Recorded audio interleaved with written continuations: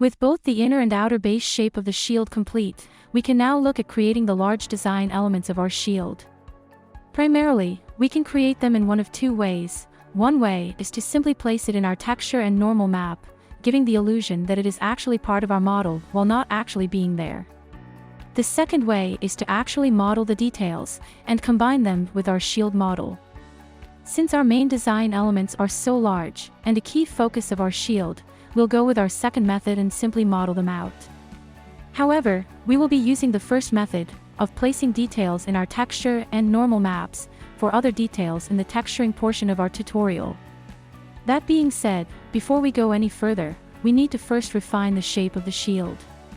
At the moment, when staring at the shield from the front view, many elements of the shield still appear flat.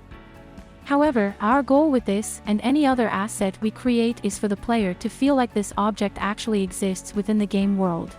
This is an artist technique known as trompe-l'oeil, which is French for deceive the eye. It's also known as forced perspective in architecture. This is a technique that creates the optical illusion of depth and dimension to any given object. To begin, we'll go to the back side of our shield and grab the bottom edges on the top portion of our shield outer frame. Next, we'll move our selected edges up slightly. As you can see from simply just moving those few edges, we now have a greater sense of depth when looking at our shield straight on from the front view. Next, select the top edge loop on the top portion of the shield outer frame and drag it down slightly. Once that's complete, select the edges on the side corner in the top portion of our shield outer frame and move the edges towards the middle.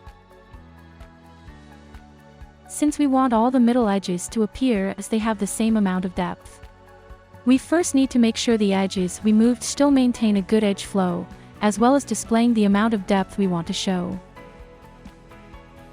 If you look closely in the shaded view, you should be able to see the depth in the model you've created. It should appear almost like an ambient occlusion or shadow effect. Keep in mind, when creating objects, environments, characters, or props in 3D, it can oftentimes be far more important to create something based on the player's perceptions of reality than how something would actually appear in reality. Next, we'll grab both our top and bottom edge loops outside the center of our model and move it towards the opposite side.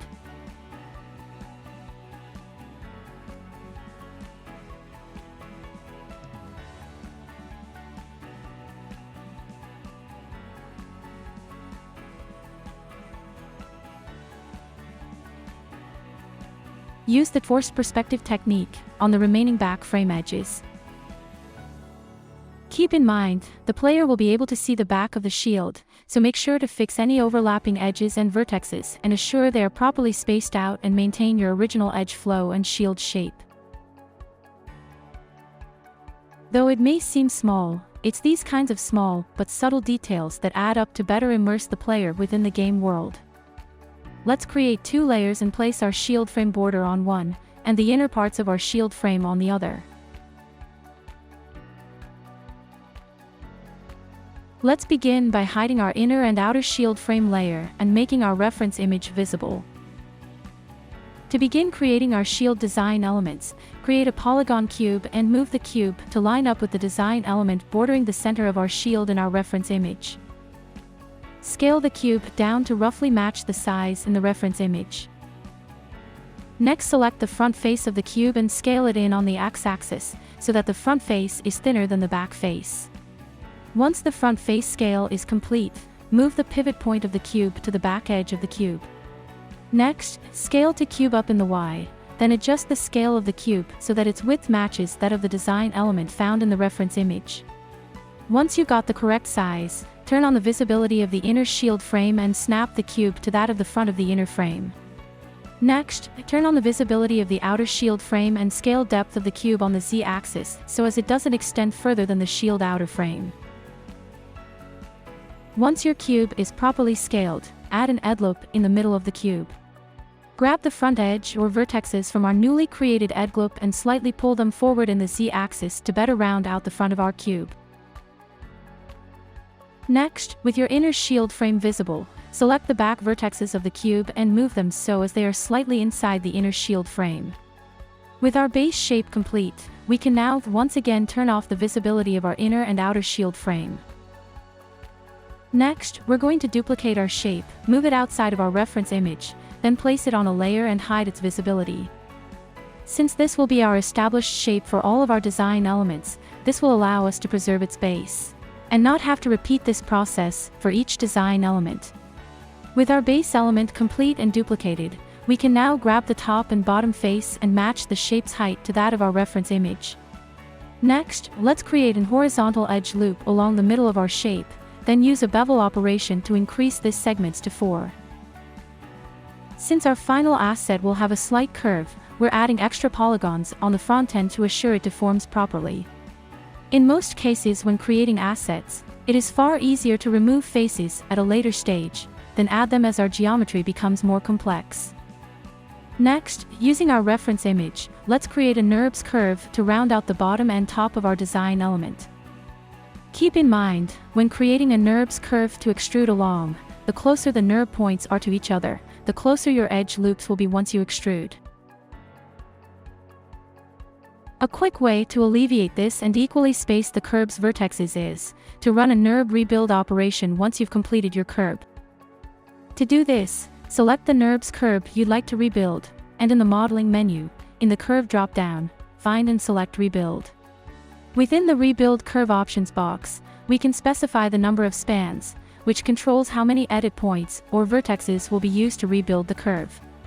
The higher the number of spans, the smoother the curve will appear. But keep in mind, the fewer the edit points, the easier it is to adjust the shape of the curve once it's rebuilt. With our curves rebuilt, let's now extrude the bottom faces along the bottom curve. In the extrude pop-up or the inspector, let's adjust the extrude divisions until the edges are nice and smooth. Additionally, let's also adjust the taper of the extrude, making the end faces a bit thinner than the base.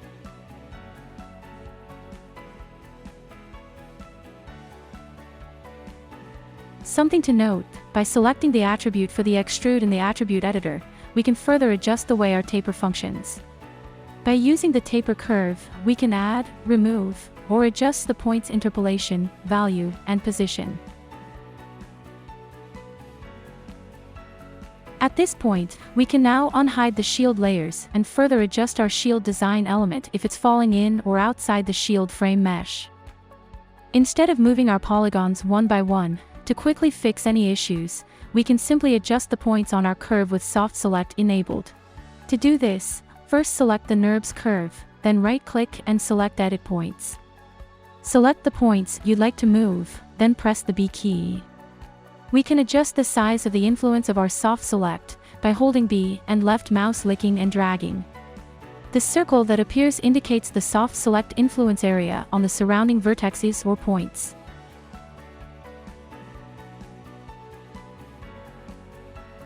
Once that is complete, let's take a few moments to smooth out our shape and edge flow, as well as make sure that the newly created curves are correctly positioned and line up with our design element-based geometry.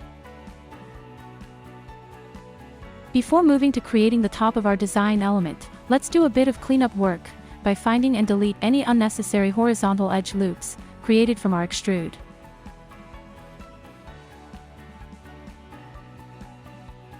Once our cleanup is complete, and before extruding along our top Nurbs curve, let's first delete some of unnecessary edit points in the straighter areas of our curve. By doing this, we will reduce the amount of polygons in those areas, thus reducing the amount of cleanup work we'll have to do once we've extruded our polygons. Next, we'll extrude along the Nurbs curve by selecting the top faces of the design element and our Nurbs curve. Adjust the extrude's division number until you have enough polygons to smoothly round out your curves in the shape. At this point, much like we did for the lower extruded shape, we'll take a few moments to clean up any edge loops, as well as slightly adjust our shape to better match the reference.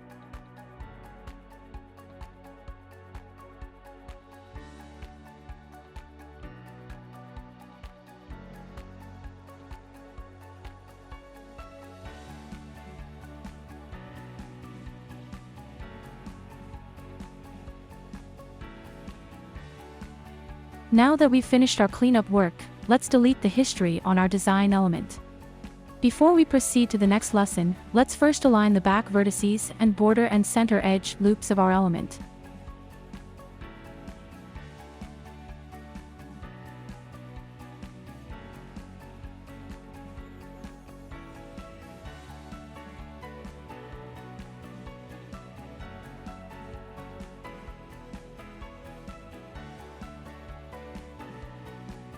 With that complete, we'll end this lesson, and in the next lesson we'll continue developing the other design elements for our shield.